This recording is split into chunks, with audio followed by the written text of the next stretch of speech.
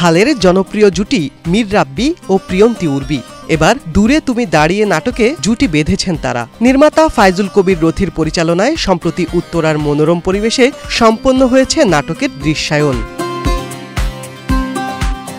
রাব্বি, উর্বি, বাঁশরী, নওরিন ও পারভেজ সহ এতে অভিনয় করেছেন বেশ কজন গুণী অভিনয়শিল্পী।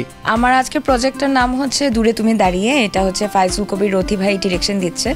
গল্পটা একটু ডিফারেন্ট, কিছু সত্যি ঘটনা অবলম্বনে। আমার আগের প্রজেক্টটাও সত্যি ঘটনা অবলম্বনে ছিল, মানুষ খুব পছন্দ করছে, 2 দিন আগে আসছে। বিস্ময়কর এই উন্নয়নে গর্বিত জাতি, গর্বিত নতুন ধরা পরিবার, আবাসনে আস্থার আদর্শ, নতুন ধরা, নতুন প্রজন্মের নতুন পৃথিবী।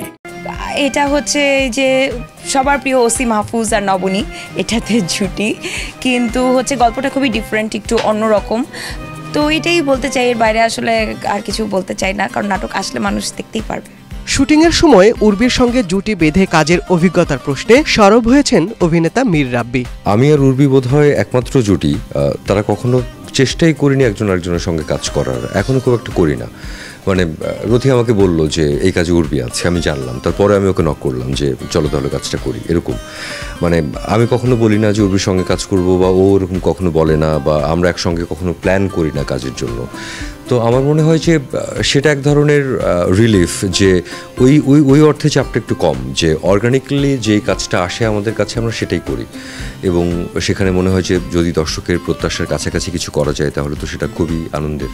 দূরে তুমি দাঁড়িয়ে, যেটা রাইটার এবং ডিরেক্টর ফায়জুল কবির রথি, এবং এটা আসবে ভরপুর এন্টারটেনমেন্টের ইউটিউব চ্যানেলে। নভেম্বরে নাটকটি প্রচার হবে বলে জানিয়েছেন এর নির্মাতা ফায়জুল কবির রথি। আচ্ছা, আজকের নাটকটার নাম হচ্ছে দূরে তুমি দাঁড়িয়ে। এটা হচ্ছে ভরপুর এন্টারটেনমেন্ট নামে একটা ইউটিউব প্ল্যাটফর্ম আছে, ওখানে অন এয়ার হবে। আর গল্পটা এক কথায় বলবো যে গল্পটা আসলে এই সময়ের একটা গল্প, আমাদের জীবনের গল্প। এটা অনেক নাটক, অনেক চ্যানেল, কেন দূরে তুমি দাঁড়িয়ে নাটকটি দর্শক দেখবে? কারণ এটা একটা ভালো নাটক, এটা একটা ভালো মানের নাটক, এটা একটা ভালো গল্পের নাটক, এই জন্য দেখবে। শিবলি আহমেদ, বাংলাদেশ প্রতিদিন।